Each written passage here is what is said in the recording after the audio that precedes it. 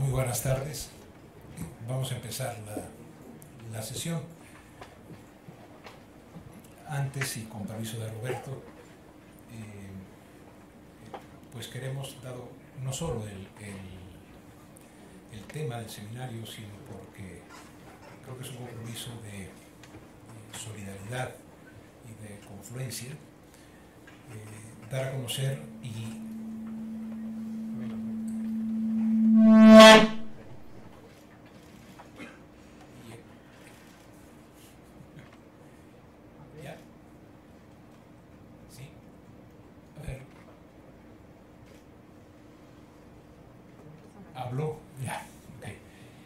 no solo es por solidaridad, sino también, digo, por solidaridad y por congruencia, decir que este seminario ocurre cuando hay una protesta estudiantil en Chile contra el proyecto sobre trabajo estudiantil de Piñera.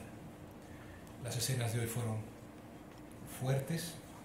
Leo un pedacito de lo que dice un dirigente, ¿no? Salimos a las calles para rechazar el proyecto sobre trabajo porque facilita la precariedad del trabajo de los jóvenes que estudian y trabajan, deja al empresario libre para fijar jornadas fragmentadas a lo largo del día. Esto dice Juan Pablo de la Torre, que es vocero de la Confederación de Estudiantes de Chile. Entonces, pues nuestra solidaridad a los estudiantes chilenos que hoy están defendiendo su dignidad y su condición de estudiantes cuando se está combinando con el trabajo precario que beneficia al capital. Y también a nuestros compañeros de Argentina, que los profesores de las universidades argentinas están en huelga hasta hoy, algunas continuarán, porque exigen que el aumento salarial sea del 30% y no del 15%, que es lo que ofrece el gobierno de Macri. Entonces, también a nuestros colegas que salieron en una marcha muy grande para estar en defensa de la universidad pública, a los muchachos chilenos que están en un movimiento estudiantil, pues no sé si estemos de acuerdo en que les dediquemos la sesión de ahora y que estemos enterados. Bueno, bienvenidas todas las sedes. Hoy vamos me pidió Jorge que agradeciera al doctor Jorge Luzoro de la Universidad de Chile, que es el que ha mantenido constantemente la información con el coordinador del seminario, con el Seminario de Educación Superior, para decirnos cómo están ocurriendo las cosas en Chile. Entonces, a nuestro colega Jorge Luzoro, pues un abrazo y gracias. Hoy vamos a dedicar la sesión a la manera en que se difundió, a la difusión, como dice la presentación que ustedes ven, en Latinoamérica, la reforma de Córdoba. Y creo yo que de veras es un gusto poder presentar a Roberto Rodríguez Gómez. Roberto es doctor en Ciencias Sociales con especialidad en Sociología, estudió su doctorado en el Colegio de México, es investigador titular C del Instituto de Investigaciones Sociales. Sus áreas de investigación son política educativa, educación superior comparada. Es subdirector de evaluación institucional en la Dirección General de Evaluación Institucional de la UNAM, profesor de asignatura en el posgrado en la Facultad de Ciencias Políticas y Sociales de la UNAM, profesor de asignatura también en el posgrado en la Facultad de Educación de la Universidad de Anáhuac, miembro de la Academia Mexicana de Ciencias, es miembro permanente del Seminario de Educación Superior de la UNAM, dirige la Revista Mexicana de Investigación Educativa, es miembro del Consejo Técnico Especializado en Evaluación de Política y Programas Educativos del Instituto Nacional para la Evaluación de la Educación. Con toda modestia, eso es lo que dijo Roberto que dijera. Yo nada más diré que para quienes tenemos el privilegio de ser amigos y colegas de Roberto, Roberto es para todos nosotros un profesor. del que aprendemos, porque, entre otras muchas virtudes, Roberto tiene algo que, no sé si porque es muy amigo de ellos, tiene algo que comparte con Pink Floyd, y que es que de todo tema sabe ver el lado oscuro de la luna. Es decir, es muy, muy frecuente que uno opine de algo, Roberto se quede callado y diga, me parece que, y entonces lo que uno pensaba a veces cambia, y cuando no, se enriquece. Su generosidad, su solidaridad, su bonomía, y sobre todo pues su inteligencia y su capacidad de estudio lo hacen, creo, al más conocedor de nosotros. Desde la cultura del microbús, se sabe todas las canciones de Juan Gabriel, hasta digo, las cuestiones más profundas del trabajo de la sociología en general y de la sociología de la educación y de la educación superior. Roberto, lo digo con franqueza, y pues es un gusto estar aquí.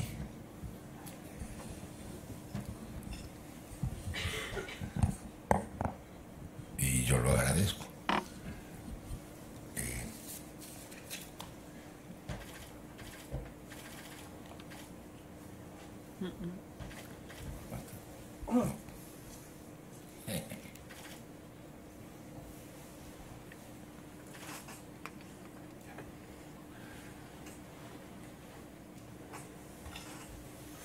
Ahí está. A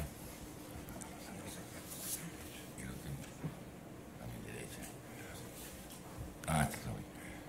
El tema que corresponde a esta segunda sesión del curso es el que tiene que ver con la difusión en el espacio de América Latina de la reforma de Córdoba.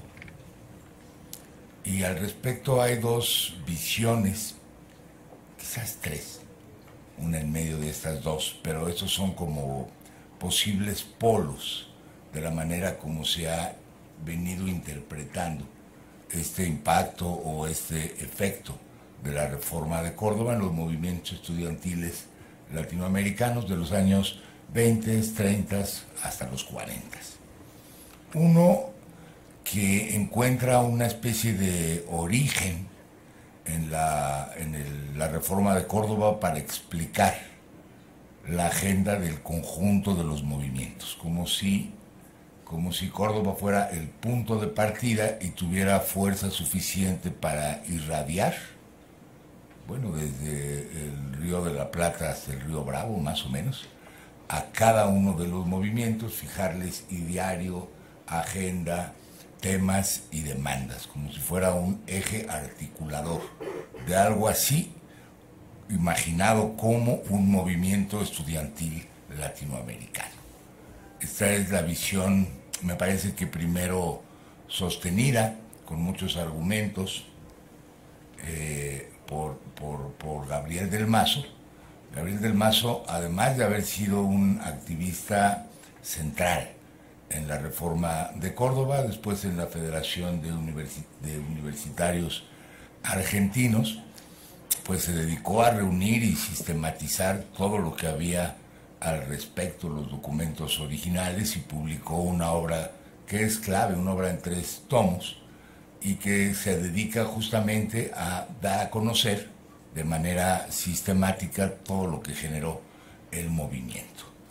Y en su perspectiva es esta, la de irradiación, la de eje articulador de algo así como un movimiento estudiantil de carácter latinoamericano. Es, por cierto, también la perspectiva, de una manera, si quieren, distinta, pero es la misma que toma Portantiero en su muy célebre libro sobre política y estudiantes en América Latina. También encuentra que el movimiento de Córdoba es una suerte de lugar de origen a partir del cual y cuyo contenido explica el resto. Y es también de alguna manera lo que más recientemente Tunerman, el nicaragüense, ahora ya cerca de la celebración del centenario, pues ha venido postulando esta idea del mito originario que es referente de todo lo demás. Ni Del Mazo, ni Portantiero, ni Tunerman son, digamos, historiadores de origen, ¿no? Son filósofos, sociólogo, abogado, en fin.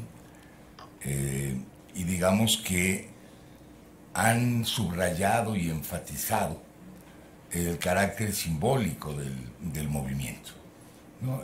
De cómo un conjunto de ideas pueden inspirar a otro conjunto de ideas y a un discurso.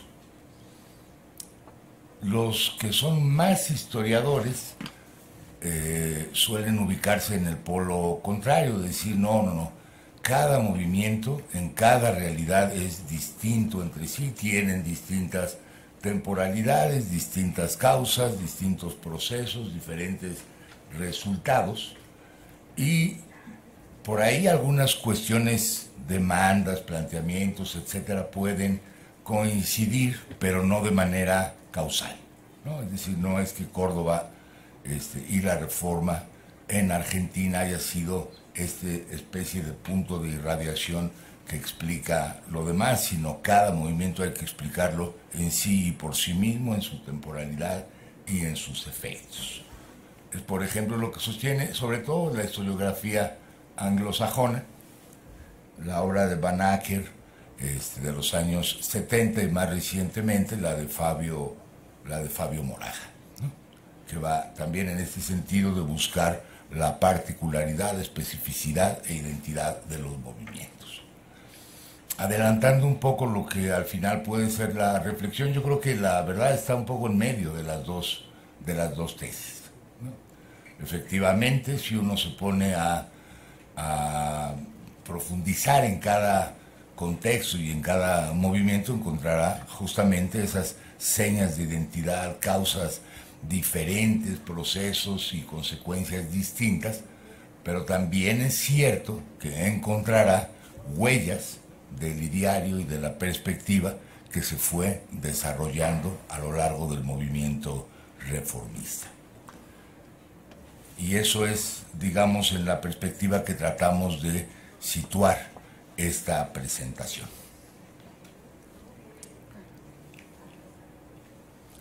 El libro los 3 tomos, ¿no?, del libro de Del Mazo comienzan con esta ilustración.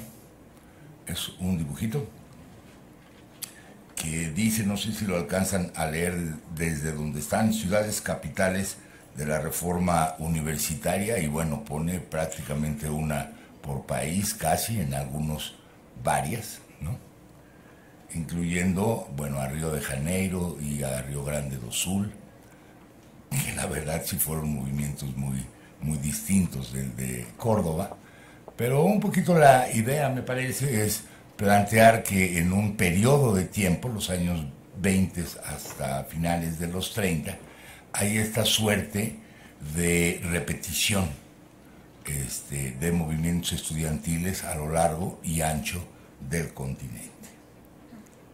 En los márgenes están transcritos los nombres de las ciudades y de las universidades en que estos se desarrollaron, y hasta abajo, pues el lema de la Universidad de Córdoba, en latín como era originalmente, pero pues quiere decir más o menos como Universidad de Córdoba Tucumán. Córdoba, su primer nombre fue Córdoba de Tucumán, que es distinto de la provincia respectiva y de la ciudad respectiva. Y el lema en latín, que quiere decir más o menos, lleven mi nombre a toda la demás gente. Es como por mi raza hablar el espíritu, pero en latín. Les muestro el mapa nomás para mostrarles, porque ilustra muy bien esta idea de la irradiación que se encontraría en una de las interpretaciones del significado de Córdoba. También se debe a Del Mazo la sistematización del ideario de Córdoba, ¿no? Él tomó no propiamente, digamos, ni los resolutivos de las asambleas cuando las hubo, ni tampoco la sistematización del pensamiento de los líderes, sino sobre todo los de un evento que fue muy importante, que es el del primer Congreso Nacional de Estudiantes de la Federación de Universitarios Argentinos, que tuvo lugar en Tucumán, en la provincia de la Federación de Universitarios Argentinos fue formada por representantes de las universidades de Tucumán, Santa Fe, Córdoba, La Plata y Buenos Aires. Se celebró en la ciudad de Córdoba el 21 a 30 de julio de 1918, es decir, en pleno conflicto de esta universidad. Y lo que hace Del Mazo es sistematizar los que fueron los resolutivos, digamos, como un marco de referencia de lo que podría ser el ideario de la reforma. Aunque los tienen a la vista, vale la pena leerlos, aunque sea rápidamente. Pues el primero, el de participación estudiantil en el gobierno universitario, el tema del cogobierno por tercios de estudiantes, profesores y graduados. Y tiene quizás razón Del Mazo en ponerlo en primer lugar, es con toda seguridad el tema capital de la reforma del movimiento reformista, el del cogobierno universitario, al que se pone más energía, atención y discurso, ¿no? El tema de la participación de graduados en el gobierno universitario, la asistencia libre a las clases, ¿no? a las cátedras, la docencia libre, es decir, la libertad académica, y la opción de las cátedras paralelas, para que los estudiantes pudieran optar por el profesor o por el programa que más les interesara. Retener las dos cosas, ¿no? Es decir, una primera mención explícita a la tercera función universitaria, la extensión. No es que no se viniera desarrollando de una o de otra manera, esta práctica se llevaba a cabo, pero queda como uno de los motivos de la reforma. Y también el de la creación de universidades populares. Aquí abro un paréntesis. El tema de las universidades populares va a recorrer el espacio latinoamericano de varias maneras. En México ya teníamos una, la creada por el Ateneo de la Juventud en 1912, que se llamó Universidad Popular Mexicana, y que a esas alturas fue creada, digamos, un poco por iniciativa, sobre todo económica, de Vasconcelos y de Alberto Pani, y logró persistir toda una década, pues gracias a quien era su director, quien después sería también rector, el rector Pruneda, y a su secretario, que el secretario de Pruneda era Lombardo Toledano, ¿no? Un Lombardo Toledano muy jovencito, ¿no? Pero ahí habría hecho sus pininos de ser activista y promotor de política y estudiante y demás. El ideario de la Universidad Popular Mexicana pues era dejar a la recién creada Universidad Nacional, la creada por Justo Sierra en 1910, pues las tareas de formación profesional, cultivo de la ciencia, etcétera, pero tener una instancia alternativa que pudiera llevar cultura a las clases trabajadoras, en particular a la de la Ciudad de México. Y andaban un poquito como circo ambulante, es decir, llevando un concierto a este teatro, una conferencia a este otro sindicato y demás. Como los que realmente estuvieron en la tarea básicamente todos los miembros del Ateneo de la Juventud, pero pues dictaban una conferencia y me toca el año que entra, ¿no? Pero Pruneda y Lombardo se dedicaban a eso casi de tiempo completo, y cuando uno ve las conferencias, pues sí ve un desbalance, ¿no? En el sentido en que Lombardo ya se dedicaba a la difusión del pensamiento marxista clásico, ¿no? Ahí es donde él empieza a hacer esta difusión. Y Pruneda a la difusión de las prácticas de higiene, por ejemplo. Entonces, en el corazón de la Universidad Popular Mexicana están esos dos temas, y temas de altísima cultura, ¿no? Ahí va acaso a explicar las aporías de Kant, por ejemplo. Debe haber sido algo curioso, ¿no? Llevar al sindicato esos grandes temas, o lo que le interesaba a Alfonso Reyes, ¿no? En fin. México contaba, decíamos, desde el 12 con una universidad popular, y Argentina va a contar con ellas también, desde antes de la reforma de Córdoba, desde la primera década del siglo XX, en Buenos Aires y en La Plata. Si uno rastrea la historia de las universidades populares, encuentra que estas fueron difundidas, la idea de fundar las universidades populares, prácticamente por un personaje que vino desde España, que se llamaba Rafael Altamira, exactamente. Rafael Altamira, que fue cofundador de la Institución Libre de Enseñanza, profesor de la Universidad de Oviedo, un sabio en su tiempo, dominaba de veras tres temas: el tema de las nuevas corrientes en teoría del derecho, el tema de la nueva historiografía para ese momento, y la idea de la extensión o del extensionismo universitario a través de las universidades populares.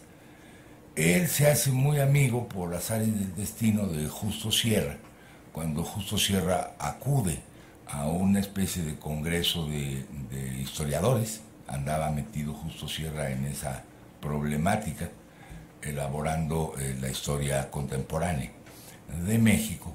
Se encuentran, se hacen amigos, y lo invita Justo Sierra a venir a México.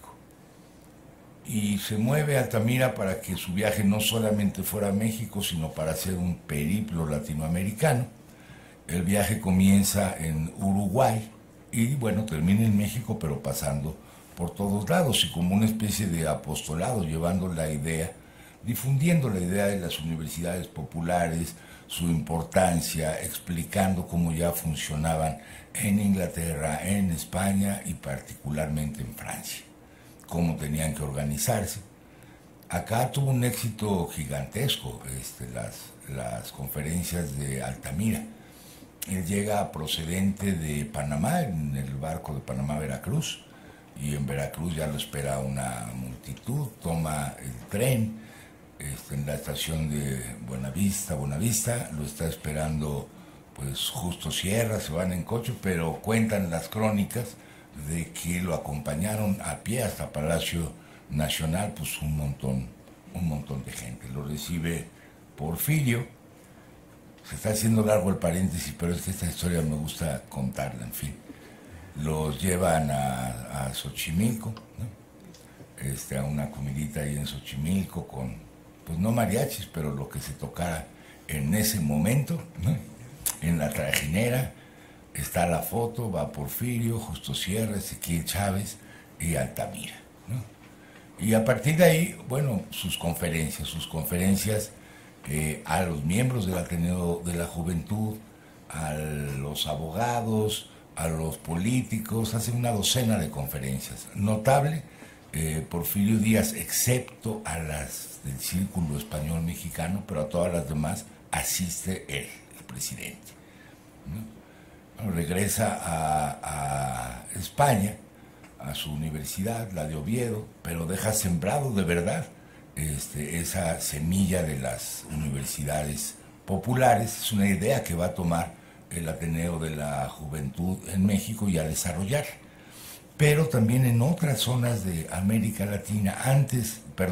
antes de la reforma de Córdoba y después. Por ejemplo, en Perú y desde luego en Cuba, ¿no? La Universidad Popular Martín, José Martín. Pero en fin, el extensionismo universitario y la idea de llevar las universidades, el conocimiento universitario al pueblo, y que después va a derivar en una idea de la alianza entre estudiantes y trabajadores, comienza a gestarse en ese escenario intelectual. Bueno, los últimos 3 puntos de la sistematización de Del Mazo es el tema de ayuda social a los estudiantes, el del sistema diferencial para la organización de las universidades, que no tiene que haber una sola manera como se organicen estas, y la idea de la orientación social de la universidad, no solamente la extensión, sino lo que hoy llamaríamos el compromiso o la responsabilidad social universitaria.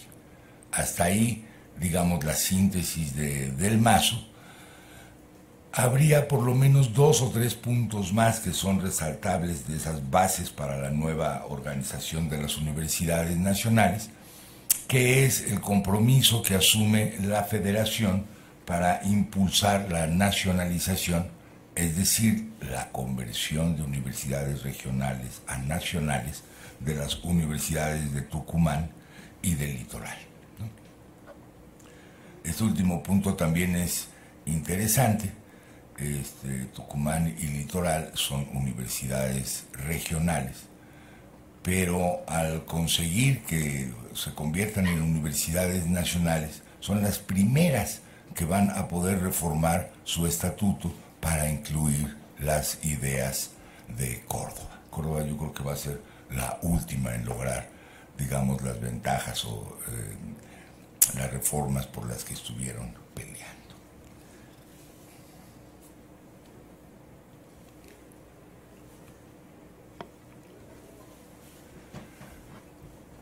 Revisando, digamos, de manera muy sintética, qué es lo que estaba ocurriendo en las otras universidades argentinas antes y después del movimiento reformista, lo que uno encuentra justamente es una, digamos, periodicidad de movimientos estudiantiles que anteceden, que preceden a la rebelión de Córdoba en el 18. La Universidad de Buenos Aires, desde 1871, hay movilización estudiantil, se crea la Junta Revolucionaria Pro Reforma Universitaria, que tiene 2, digamos, consignas o 2 ideas fuerza, como también se le dice. Una es la participación de estudiantes en el gobierno universitario, pero la otra, que es quizás la más relevante, es la reforma académica, ¿no?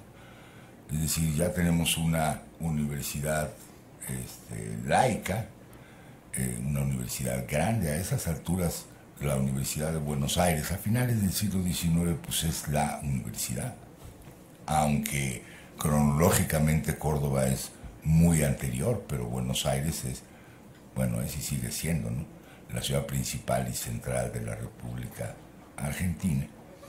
Y entonces pues se daban cuenta de que el modelo académico, o como ahora diríamos curricular, pues está obsoleto y que es necesario darle una vuelta. Y eso es lo que se propone el movimiento del 13 de diciembre. En 1905 también en la Universidad de Buenos Aires hubo una huelga estudiantil contra las academias vitalicias. Esto es interesante porque es algo que sí va a pasar directamente al reformismo de Córdoba. Las academias vitalicias quería decir que en la organización por áreas de conocimiento profesionales, ¿no?, lo que para nosotros serían en la UNAM los consejos académicos por área, por ejemplo, quienes eran colocados en ellas tenían el puesto de manera vitalicia, y como de ahí salían los nombres para el Consejo Superior de la Universidad, el Consejo Universitario era prácticamente inamovible, ¿no? Entonces lo que están proponiendo los estudiantes es que esas academias se renueven por periodos, que los miembros que las integren sean electos por los profesores, también con participación en la elección de los estudiantes, lo que permitiría que el órgano colegiado mayor, el consejo, tuviera una renovación periódica. Esta cosa que nos puede parecer de sentido común fue una verdadera batalla. Es decir, pues quienes ya tenían posición en el cargo no querían salirse, buscaron también apoyo en estudiantes y se libró, digamos, una pelea entre estudiantes de ala conservadora y los que serían progresistas en la de Buenos Aires para lograr mover el estamento que hacía vitalicia las academias, ¿no? Bueno, en 1908 se crea la Federación Universitaria de Buenos Aires, la FUBA, que va a tener un papel sin duda importante en la formación, un papel importante y junto con los cordobeses, dirigente e inspirador del ideario de la Federación Universitaria Argentina, de la FUA. Participan a través de esta federación, de la Federación de Universitarios Argentinos, en este ideario de la reforma, en las bases para la reforma universitaria, y consiguen relativamente pronto, todavía está en la batalla en Córdoba, la modificación de sus estatutos, ¿no? Acá entramos en un primer tema que es interesante para retener. Lo vimos la vez pasada, que es que el presidente de Argentina entonces, Irigoyen, no era desfavorable a la reforma, sino al contrario, ¿no?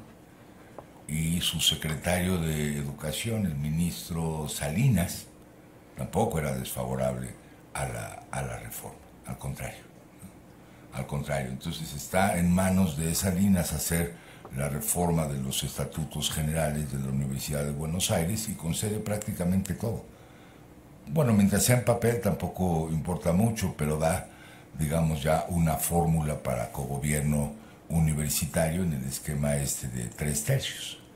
Y una vez resuelto este estatuto, de esta manera, no va a ser difícil que la renovación de los estatutos de las otras universidades comience a transcurrir este ideario. Mientras Irigoyen es el presidente y Salinas es el ministro, lo que no va a durar toda la vida. Irigoyen, presidente argentino, es del Partido Radical. De hecho, fue de la Unión Cívica Radical. Fue el primero de la Unión Cívica Radical electo como presidente. Pero la crisis va a venir para un segundo periodo que se comienza a formar dentro de la Unión Cívica Radical un ala distinta. Dentro del propio partido, el partido se divide prácticamente en dos, se divide en más, pero para efectos esquemáticos en dos. Los de Irigoyen y los antipersonalistas, ¿no? Y va a ganar el ala antipersonalista. Pierde Irigoyen la elección, gana el otro, y ese no es tan favorable a la reforma. Y no por una cuestión conceptual o algo por el estilo, sino porque los estudiantes ya son base social de Irigoyen. Y además porque la nueva presidencia busca, digamos, tener para sí las alianzas con sindicatos que habían comenzado a gestionar los estudiantes. Les quita eso y les quita, digamos, las banderas. Los pasos graduales hacia la reforma se suspenden y por otra parte a la nueva presidencia le va muy bien, ¿no? Es decir, hay una dinámica de crecimiento, consigue hacer una especie de pacto entre sindicatos y empresarios, ¿no? Y el propio gobierno para impulsar la economía en Argentina, en un proyecto de modernización muy acelerado. Es por supuesto el momento más o menos esplendoroso de la exportación sobre todo ganadera, pero también traen industria del extranjero. La primera fábrica de coches de América Latina fue la Ford, que se trajo a Argentina en este periodo. Dicen que se ubica más o menos como la sexta o séptima economía mundial en este periodo.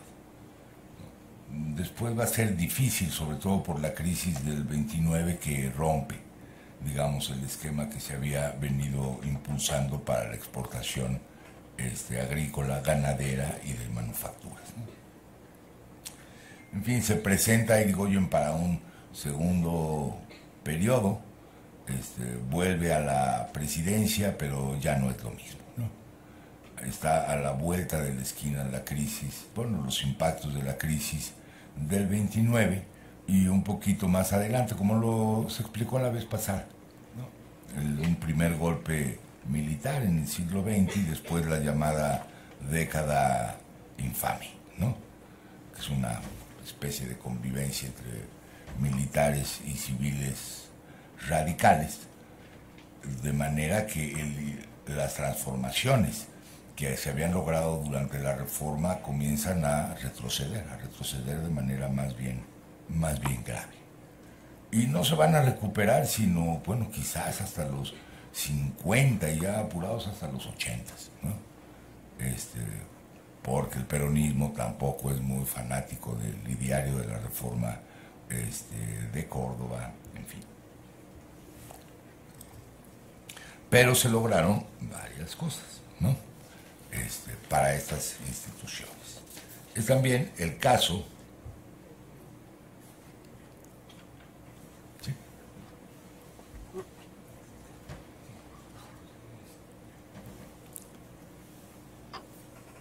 semejante de la Universidad Nacional de La Plata. También participa en el movimiento de la Reforma, pero ellos tienen realmente su propia problemática. En el 19, de manera casi simultánea a cuando en Córdoba comienza a resolverse y de hecho a decaer, ellos hacen una huelga general contra su rector, que era Rodolfo Rivarola, y piden la renuncia del rector, del Consejo Superior y de todos los decanos, ¿no? O sea, de todos los directores. Es una huelga larga, va a durar casi prácticamente un año, es como tipo la huelga de la UNAM de 99-2000, más o menos, ¿no? Y el rector comete, digamos, el extremo de pedir la intervención del gobierno en la rectoría, o sea, una especie de autointervención. Por lo tanto, los estudiantes lo desconocen a este rector Rivarola, se entrevistan con Irigoyen todavía, Irigoyen le pide la renuncia y más o menos bajo el modelo de la reforma de estatutos de la Universidad de Buenos Aires, ellos también consiguen reformar sus estatutos, ¿no? Se forma esta Federación de Universidades de La Plata, que van a ser de los más radicales y combativos en el escenario. Cuando publican su propio manifiesto, publicaron 3. El último se llama En la hora del triunfo, pues dicen esto: hay que hacer de nuevo las universidades, nuevos planes, nuevas orientaciones, no basta nada más con modificar el estatuto, basta de profesionales sin sentido moral, basta de pseudoaristócratas del pensamiento, basta de mercaderes diplomados, la ciencia es para todos, la universidad del mañana será sin puertas ni paredes, abierta como el espacio, ¿no? Bueno, es un discurso cuando ya ganaron, ¿no? Pero es interesante decir, no es nada más la modificación de las normas lo que puede representar la transformación universitaria. Es algo más.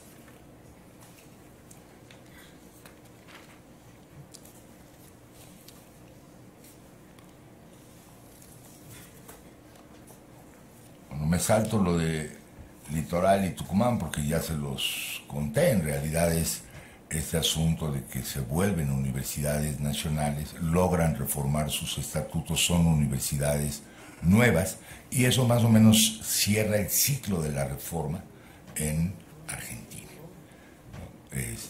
Y todo funciona bien mientras Irigoyen está en el gobierno. Cuando sale se complica, que además reduce incluso el presupuesto para las universidades y comienzan a pasarla mal. Un segundo escenario de movilización estudiantil es el que va a ocurrir en Perú. En Perú tienen tantas universidades como las que había en Argentina, más o menos. También es un país con varias universidades relevantes, desde luego la muy antigua de San Marcos, que viene al igual que la de México y Santo Domingo desde los 1500 por ahí. Pero también hay universidad en Cusco y hay universidad en Arequipa y hay otra universidad en Lima. La de Cusco es grande y es importante. Y en 1907 hay la primera huelga estudiantil, una huelga estudiantil general contra temas de disciplina escolar, y la resuelve el gobierno, ¿no? La resuelve muy rápidamente, es un antecedente que apenas y cuenta, pero a finales de 1907 y en 1908 en la Universidad de Cusco hay una dinámica de rebelión estudiantil muy fuerte, ¿no? Y es así, van a ver, encuentra consonancia con las demandas y planteamientos que van a ocurrir en Córdoba, pero mucho después, ¿no? Entonces es como si dijéramos, irradió Córdoba hacia Perú. No, pero Perú desde 1907 venían, digamos, planteando cosas parecidas. Solicitaban la renovación por concurso de las cátedras, la libertad, decían libertad absoluta de doctrinas para los maestros y para los estudiantes, que nadie pudiera ser perseguido por lo que piensa. Rebaja en todas las pensiones en un 50%, en las cuotas, ¿no?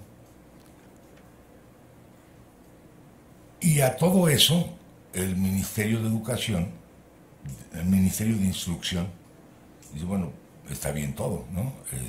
Y que termine la huelga, por supuesto, ¿no? Conceden básicamente todas esas demandas, y lo que se logra en Cusco, digamos, deja una huella o una señal de que la movilización con demandas de este tipo puede tener buenos efectos. En el 16 se funda la Federación de Estudiantes del Perú, la FEP, y ahí sí ya comienza el movimiento fuerte. En 1919, en San Marcos, primero en la Facultad de Filosofía y Letras y después escuela por escuela hasta llegar a la huelga general, logran parar la Universidad de San Marcos, ¿no? En su totalidad. Y demandan, pero ya estamos en el 19, entonces aquí sí tiene intersección un poco los planteamientos del movimiento reformista en Córdoba. Están planteando la participación de los estudiantes en el gobierno de la universidad, la docencia libre, algo que es interesante, el derecho de tacha, no es de las que se toman. Sí, aunque sea Perú. El derecho de tacha es que si a los estudiantes no les parece bien un profesor, bueno, por causa justificada, no nomás porque les cae mal, ¿no? Tienen la posibilidad de cancelar su clase, ¿no? Darles a los estudiantes este derecho de tachar a los maestros. Y la van a ganar, ¿eh? La supresión de las listas y los premios, ¿no? O sea, el pase de lista y asistencia y los premios que se daban. El tema de la periodicidad de las cátedras y el concurso para ellas, igual que en Córdoba, para la renovación del personal docente. La libertad de enseñar y la creación de seminarios y de becas para estudiantes pobres, entre otros. Este asunto de las becas y la gratuidad se va jugando de varias maneras en el escenario.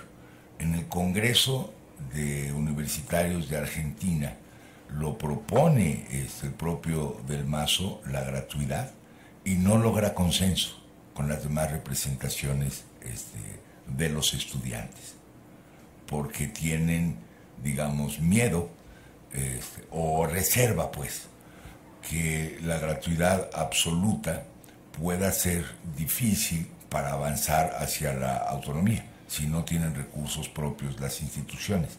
Es un argumento que se presenta, pero de manera que no hay consenso sobre la gratuidad y no queda en los resolutivos. Pero en Perú sí. Ahí comienza ya a abrirse de manera más clara el asunto de becas para los más pobres y gratuidad para los demás. El gobierno de Leguía, Leguía era todo un personaje, porque Leguía pertenece a la generación del centenario en Perú, ¿no? Es decir, son intelectuales, abogados, modernistas. Él dice, yo soy el maestro de Perú, más o menos, ¿no? Y afina a los estudiantes. Y así comienza a tratarlos, hasta que, ahorita les cuento, el gobierno de Leguía accede a las peticiones y le otorga autonomía de una vez, ¿no? El líder ya en este momento, en esta movilización, es el casi legendario Aya de la Torre, ¿no? Víctor Aya de la Torre. Un líder singular, ¿no? Aya de la Torre. Aya de la Torre es, si quieren verlo así, una especie de toro. Ese no lo tumbaban con nada. Un líder carismático, va jalando al movimiento estudiantil, logra las demandas, tiene una especie como de, en ese momento, como de socio desde los medios, que es nada menos que Mariátegui, ¿no? Ahora, Mariátegui es un personaje muy interesante. Él no es universitario. Mariátegui es autodidacta, ¿no?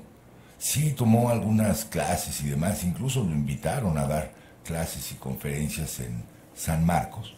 Es un intelectual, pero es sobre todo un periodista. Y está apoyando para la opinión pública, digamos, la causa de los estudiantes, todo el tiempo. Lo hace desde su periódico de ese momento, La Razón, y se entiende bien con Aya de la Torre. Después van a romper, ¿no? Pero en ese momento comparten más o menos las mismas ideas, que son, bueno, la reforma universitaria, la movilización de estudiantes, pero hacer pasar la revuelta en las universidades hacia un movimiento social más amplio, el de la alianza de los estudiantes con los trabajadores.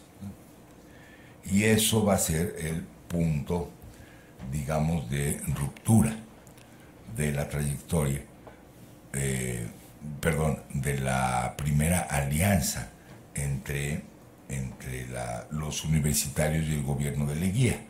Además, Leguía se le ocurrió la brillante, como se le suele ocurrir a muchos, de pues, ¿por qué no reelegirse si él es el maestro, etcétera, ¿no?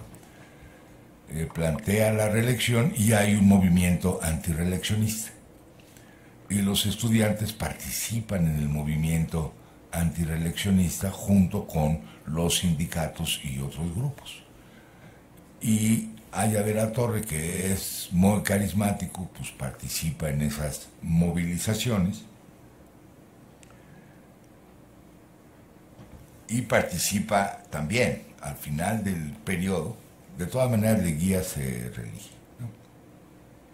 Participa también en la formación del Congreso Nacional de Estudiantes en Cusco, en donde se aprueba la creación de universidades populares, que desde 1922 son 3 o 4 y no van a durar tanto. Toman cuerpo con el nombre de Universidades Populares González Prada. Un poco en la misma forma de organización de la Universidad Popular mexicana. En el 23, que es estas protestas contra la reelección de Lejía, hay un asunto de represión, por supuesto, y significa la cárcel y la deportación de Aya de la Torre. Y Aya de la Torre va a parar primero a Panamá y de ahí a México. Invitado por Vasconcelos, que Vasconcelos ya lo tiene ubicado. Lo invita Vasconcelos a dos cosas: a ser su secretario particular, que a Vasconcelos le gustaba mucho tener secretarios particulares, porque ya era secretario particular también Torres Bodet, era como secretario particular B, más o menos, allá de la Torre. Sí, y está muy encantado con las ideas que tiene Aya de la Torre y con su carisma y demás. Intercambian mucho Vasconcelos y Aya de la Torre. Y es en México, en el 24, que funda la Alianza Popular Revolucionaria Americana, la famosa APRA. Y la fundación de APRA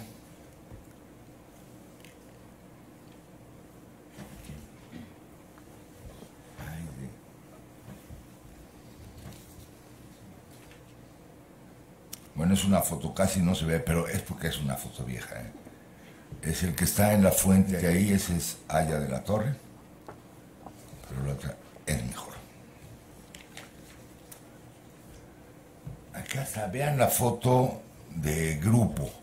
El que sostiene la bandera es Aya de la Torre y la está entregando a los estudiantes mexicanos, ¿no? La bandera de APRA, con la idea esta de la alianza iberoamericana entre los estudiantes y los trabajadores, ¿no?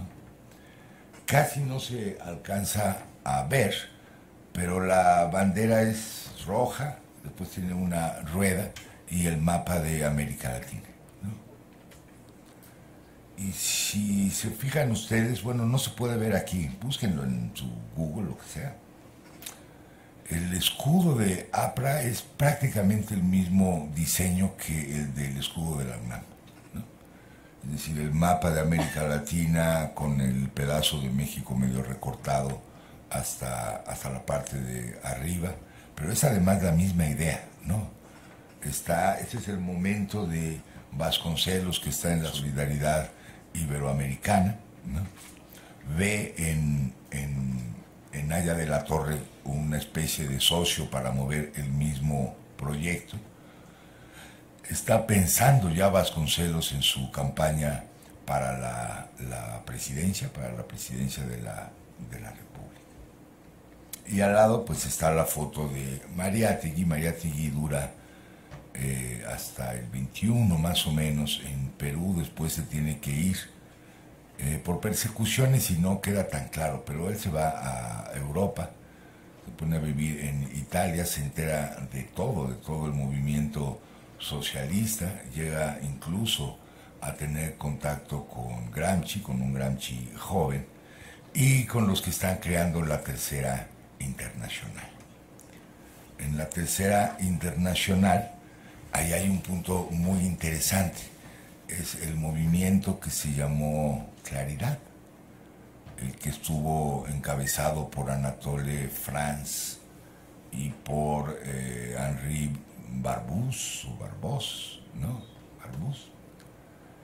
Y ellos tienen esa revista Claridad en donde están publicando los nuevos intelectuales socialistas, pero lo que es una cosa llamativa es que también en Chile se va a hacer una revista Claridad, en Guatemala se va a hacer una revista Claridad, en Perú se va a hacer una revista Claridad, cuyo editor va a ser Aya de la Torre y después Mariátegui. Y en México, la revista que funda Vasconcelos, El Maestro, incluye prácticamente en cada número algo traducido de lo que estaban haciendo los franceses para la Tercera Internacional.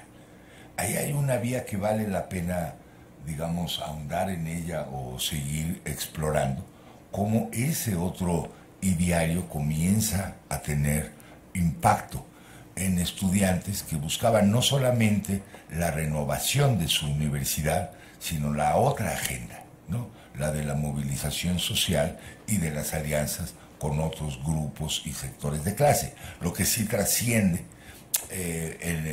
trasciende políticamente o prácticamente al ideario de la reforma universitaria en Córdoba. Y definitivamente Mariátegui, que a diferencia de Aya de la Torre, que era como un toro, de veras, vean las fotos de Aya de la Torre, ese sobrevive hasta el 79, por ahí. Mariátegui muere muy joven, ¿no?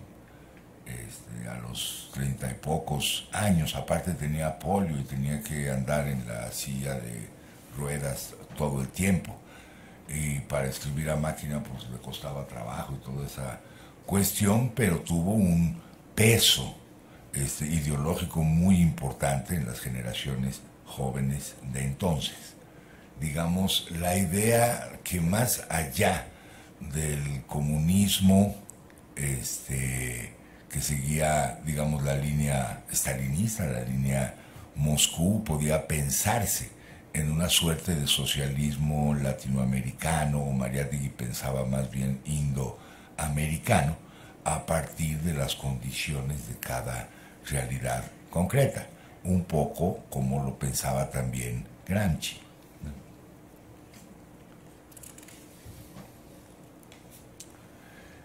Y esto nos lleva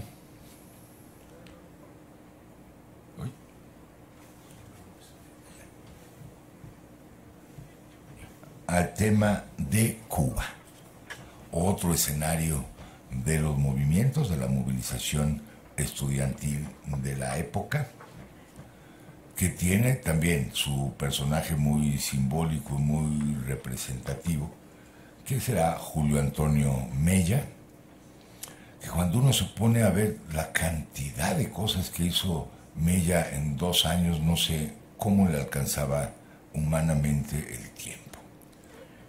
En el 22 se funda la Federación Estudiantil Universitaria, la FEU, en que Julio Antonio Mella es uno de los fundadores, lo eligen secretario, pero al que eligen de presidente dura como 6 meses, porque con el vuelo que trae lo sobrepasa y queda Julio Antonio Mella de presidente de la Federación, con un programa de 4 puntos para la reforma de la Universidad Cubana, la Universidad de La Habana, que es la reforma radical de nuestra universidad, ¿no? El tema de la reforma académica.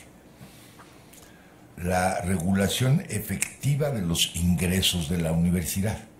Ahora llamaríamos transparencia del presupuesto, porque parecía que no alcanzaba para nada lo que le daba el gobierno a la institución y lo que pagaban los estudiantes. Un adecuado sistema administrativo, que parece una demanda pues muy modesta, digamos, pero no lo era. Digamos, uno puede traducir con estas demandas que había como un fenómeno de corrupción o de que alguien estaba haciendo mal uso del dinero, y se vuelve una demanda del movimiento de los estudiantes. Y el siguiente punto, autonomía, ¿no? En ese mismo año, en el 22, José Arce, que entonces era rector de la Universidad de Buenos Aires y que había participado en el movimiento reformista, va a dar unas conferencias a La Habana para explicar todos los puntos de la reforma del 18.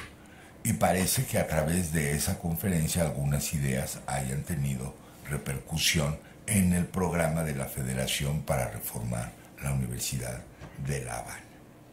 En el 23 hay que se llamó Primer Congreso Nacional de Estudiantes, así se llamó, así dice la papelería. En Cuba dicen Primer Congreso Nacional de Estudiantes Revolucionarios, para que pegue mejor. Y ahí proclaman la reforma universitaria, ya con estas ideas que, verán, son parecidas a las del 18 y también a las de la reforma en Perú, ¿no?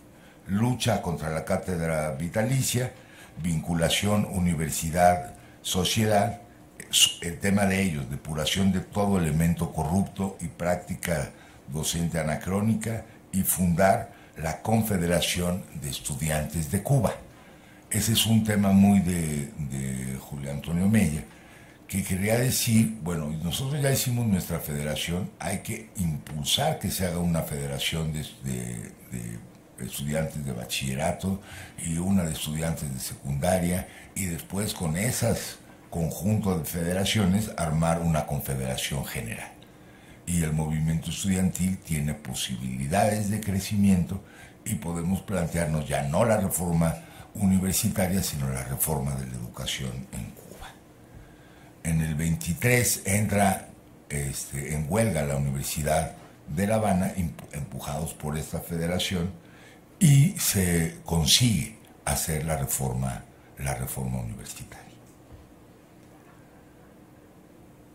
También en el 23 se funda la Universidad Popular José Martí, pero a diferencia de las de México, Argentina y Perú, ellos deciden hacerla dentro de la Universidad de La Habana. Entonces es un recinto que forma parte de la Universidad de La Habana, pero con un régimen que a los que se inscribieran en la popular, ya fuera para alfabetización o para las conferencias o para lo que sea, adquirían los mismos derechos y responsabilidades de los estudiantes de la Universidad de La Habana. Esa era un poco la novedad. Y también que la Universidad Popular sería gestionada exclusivamente por estudiantes de la Universidad de La Habana y por estudiantes de la Popular José Martí. Eso ya no le gustó mucho a Gerardo Machado, al dictador Machado, y la prohibió desde el principio, pero ya le había dado autonomía a la Universidad de La Habana, de manera que esta operó de manera irregular, si quieren, más de forma simbólica que pujante, hasta 1927. El que no duró tanto allí ni vivo, pues fue Julio Antonio Mella. También, yo creo que en la tarde o en la noche, o no sé a qué horas, participa en la fundación del Partido Comunista Cubano, Partido Comunista clandestino, y la Liga Antiimperialista, que esa no es clandestina, esa sí puede salir a la calle, y hacen movilizaciones muy fuertes en ese año, en el 25, suficientemente fuertes que ya le echan el ojo Machado a Julio Antonio Mella por un motivo curioso, pues raro. Lo toman preso por estar organizando tanta boruca, ¿no? Pero lo que ocurrió es que Julio Antonio estaba casado con su esposa, por supuesto, que la expulsaron de una clase y fue Julio Antonio a reclamar, y entonces lo suspendieron, y como lo suspendieron ya no podía ir a la universidad, pero como sí seguía yendo a la universidad, entonces lo expulsaron de la universidad, y entonces pues ya quedó desprotegido, digamos, del fuero universitario. Lo toma la policía, lo pone preso, se pone en huelga de hambre, se hace el movimiento pro libertad de Julio Antonio Mella, y pues pactan con él, de bueno, te sales de la cárcel pero te exiles. ¿Y a dónde va a parar? Pues a México. Y ahí empieza la historia romántica con Tina Modotti y esa parte. La conexión con el Partido Comunista Mexicano, la conexión con los rusos al principio, pero después no les cae bien, él tiene una personalidad, digamos, propia, no suficientemente disciplinada, y al final lo matan. Dos versiones, una es la versión cubana, ¿no?, que pues lo mandó matar Machado, porque él era contrario a la dictadura de Machado, y la otra versión que lo manda a matar desde la Unión Soviética. Pero en fin, lo mataron y ahí desaparece Julio Antonio Mella. A la caída del régimen de Machado, el primer gobierno civil decreta ya con fuerza de ley la autonomía universitaria en Cuba.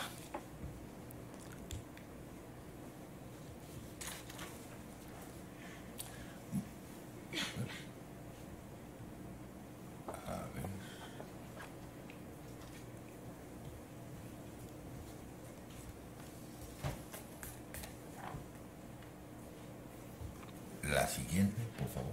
Eso.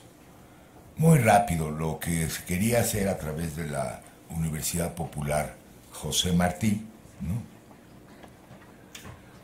Era un establecimiento en 4 secciones, la de analfabetos y escuelas nacionales, ¿no? Es decir, estudiantes de otras escuelas que hubieran querido incluirse en la Universidad de La Habana, pero no lo pueden hacer por razones de cupo, podían estar inscritos en la Universidad Popular y recibir clases de los estudiantes de la Universidad de La Habana. La sección de segunda enseñanza para secundaria y bachillerato, la sección de estudios generales y la sección de conferencias. Así estaba un poco planeada. Y con esta idea de que la Universidad Popular es para formar a la clase obrera de Cuba y a cuantos acudan a sus aulas, para crear una mentalidad culta, completamente nueva y revolucionaria. Esos son los temas que llegaron a irritar a Machado.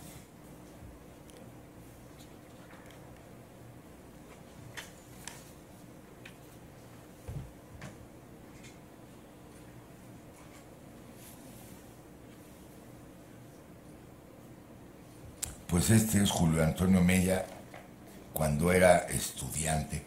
No es de sus mejores fotos pues son... ¿No, verdad?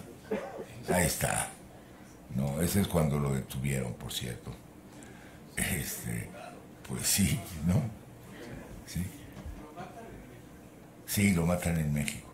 Sus mejores fotos son las que tomó Tina Modotti, incluso del cadáver, ¿no? Y bueno, eso lo pueden ver ahí en el Google, ¿verdad? Las fotos de Julio Antonio Mella. Y sigue siendo pues una figura realmente legendaria, no solo para el movimiento estudiantil, ¿no? En facultades hay salones que se llaman, pues uno se llama Julio Antonio Mella y el otro se llama Mariátegui, y eso lo van a ver en muchas universidades. Porque son figuras simbólicas, realmente, ¿no? Porque, digamos, sus capacidades de convocatoria, movilización, propaganda, etcétera, son de tal altura que alcanzan, digamos, esta condición de figuras simbólicas, aunque ya puestos en la escena, y lo que escribieron, desde luego, ambos, ¿no? Ya puestos en la escena, uno no puede pensar los movimientos estudiantiles como el resultado de la conducción de una sola persona, por muy iluminado que esta persona sea. Bueno, vamos al último ejemplo.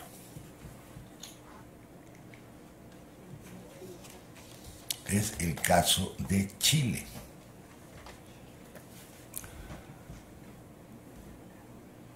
No quiere decir que el caso de Chile sea el último caso en América Latina. Hubieron movimientos estudiantiles, bueno, en México, que es lo que vamos a ver la próxima semana, en Guatemala, en Venezuela, de alguna manera también en Brasil, en Paraguay, en Bolivia, antes de todos ellos en Uruguay, por ahí es más bien por donde empieza la cuestión. Pero el de Chile tiene alguna condición peculiar, que es que se origina en la formación, la creación de la Federación de Estudiantes de Chile, así se llamaba originalmente, ahora se llama Federación de Estudiantes de la Universidad de Chile, que conserva las siglas, que es la primera federación universitaria en América Latina, ¿no? Y que ha logrado sobrevivir desde su creación, pues ya tiene más de un siglo de existencia hasta la fecha, y que ha estado presente en cuanto movimiento estudiantil chileno ha ocurrido. Imagínense lo que significa poder transcurrir en la etapa de Pinochet, por poner un ejemplo, pues hasta en esas ha logrado sobrevivir. Y funciona, digamos, desde el principio hasta ahora, ¿no? Con representaciones estudiantiles que se renuevan, que son electos por votos, después por votos ponderados, en fin, ¿no? Y tradicionalmente los que llegan a ser líderes de la fecha pueden continuar o proyectan carreras políticas relevantes. Y todo comenzó en 1906. Impulsa la FECH en el 18 la creación de la Universidad Popular Lastarria. Ya no les voy a decir mucho, es más o menos el mismo modelo, el modelo de conferencias. Y en el 18 también, además de participar pues como observadores, si quieren, en lo que está ocurriendo en el vecino país, van a participar en la Asamblea Obrera de Alimentación Nacional. Este es un evento muy importante, ¿no? Que era, digamos, una lucha de sindicatos o de clase trabajadora por tener acceso a alimentación suficiente. Y hay marchas que son multitudinarias en Santiago para que el gobierno garantice la alimentación suficiente de todos, ¿no? Son las jornadas, eso, a favor de la alimentación nacional. Y por participar en ellas, la federación establece un contacto que va a ser duradero con los sindicatos, que no se va a... que no es nada más, digamos, una idea o parte de un ideario, que no es solamente fugaz mientras dura la movilización, como habría ocurrido en Argentina, sino un contacto más constante y permanente.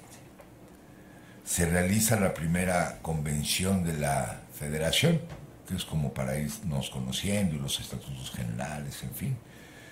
Y en la segunda, ya tienen en la segunda convención un planteamiento reformista, ¿no? O sea, representación estudiantil en el gobierno universitario, la autonomía económica de la universidad, el Estado docente y educación nacional gratuita y laica. El Estado docente quiere decir que haga explícito el Estado su compromiso con la educación en general, que lo garantice en la Constitución y que sea laica y gratuita. En 1920 hay una especie de... es un evento, la llamada el proceso a los subversivos, que no es exactamente un movimiento estudiantil. El gobierno de Juan Luis Santifuentes hace una especie de escaramuza, como las que recientemente han ocurrido, es decir, pues Perú está colocando tropas en la frontera, lo que no era cierto, ¿no? Para, digamos, atacarnos a nosotros, y por lo tanto nosotros hay que mandar tropas a la frontera. Y los estudiantes, que eran los más enterados, dijeron: eso es, como se dice ahora, fake news, ¿no? Pues protestan contra el presidente, y el presidente, en lugar de hacer otra cosa, sale a combatirlos en las calles de Santiago, y es una verdadera golpiza, con muertos y toda la cosa. No solamente eso, sino, pues esto sí, qué mala onda, decide el gobierno de Santifuentes destruir las instalaciones de la FECH.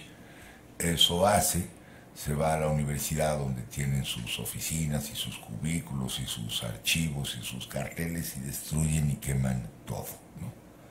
Pero pues ni así, ¿no? En el 22 comienzan ellos a publicar la revista Claridad, que les decía es como de esta ola de revistas Claridad y el pensamiento del grupo Claridad y los socialistas franceses, etc. Pero es importante porque no es, digamos, un editor intelectual el que se hace cargo, sino la federación como tal. Se vuelve una revista de la federación. Y en Claridad, la Claridad de Chile, una de las plumas recurrentes es la de Pablo Neruda, ¿no? Entonces, imagínense, o sea, buen nivel, ¿no? Publican textos de Borges, publican textos de Neruda, publican textos, en fin, se vuelven, digamos, parte de un movimiento de renovación intelectual muy importante, pero desde Claridad pueden hacer, digamos, la convocatoria a los estudiantes chilenos para que participen en la federación y estén atentos a las movilizaciones. Y también es un órgano de difusión de cómo se está, digamos, articulando el movimiento de trabajadores en Chile. En fin, en el 30-31 hay ya el movimiento por la autonomía que se concede en 1931 en el gobierno de Juan Esteban Montero. Ya en las jornadas del 30 estaba todavía muy jovencito Salvador Allende, pero participando, digamos, en esas primeras organizaciones, ¿no? Allende fue activista estudiantil desde su carrera como médico, fue miembro de la FECH y formó parte de sus comités ejecutivos.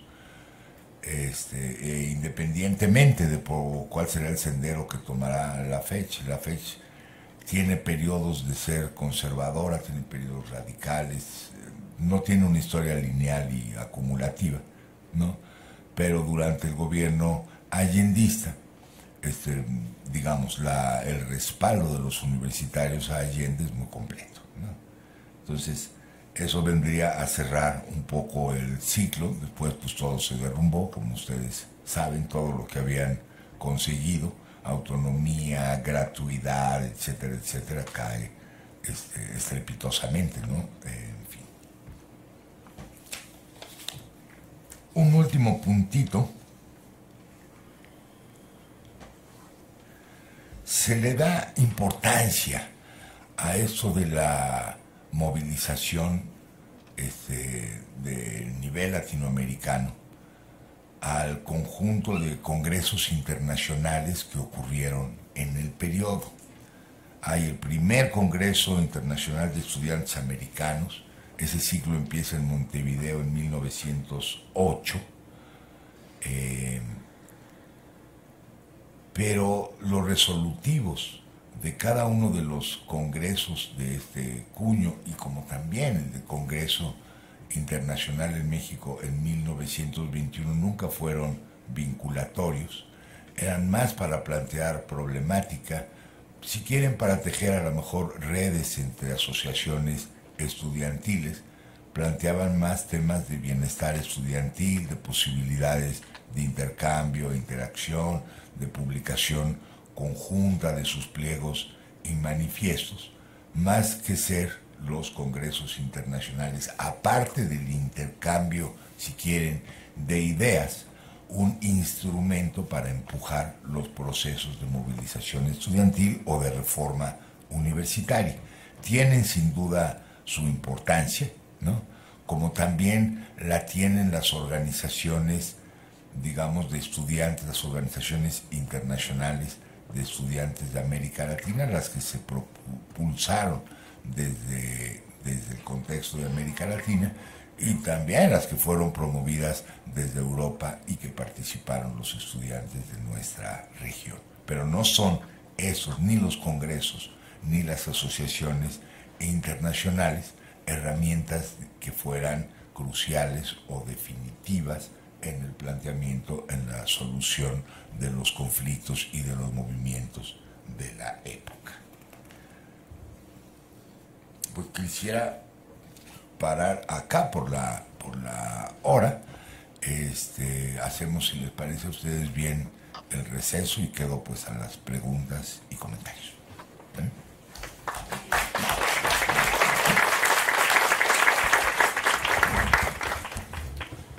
Jorge, ¿cuántos minutos tenemos de receso? 10 minutos, faltan 25 para las 7. Ya no, nos vemos aquí al 7:15. Sí. Gracias, Jorge.